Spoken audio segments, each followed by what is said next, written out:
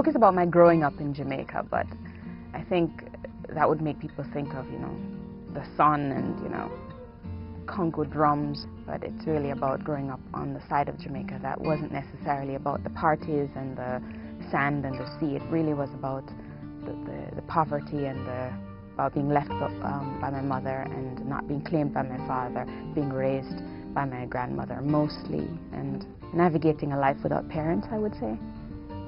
I came to America because I thought being gay would be easier here. It's easier to chase women when somebody's not running after you with a machete or trying to kill you. So I suppose, coming to America would make it easier for me to be an out lesbian, or at least a safe out lesbian. And when I got here, I found out that being black was almost as problematic in America as being gay in Jamaica. And so, short of moving to a lesbian commune in Nigeria, I took up with poetry and started to be, young and radical and scream things and be very angry about the state of the world, and I guess pitching my voice in a place where I thought it made sense or it gave meaning to my own resistance.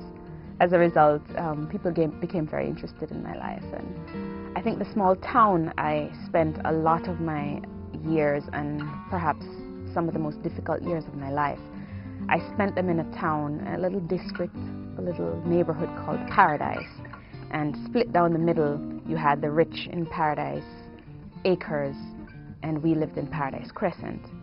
I always longed to belong to the other side of Paradise, and I suppose it's a larger metaphor for me always wanting to go somewhere else or be somewhere else. I think I wanted to write a book that was less about being popular than about being truthful to the story that I had survived. And I think we've done that.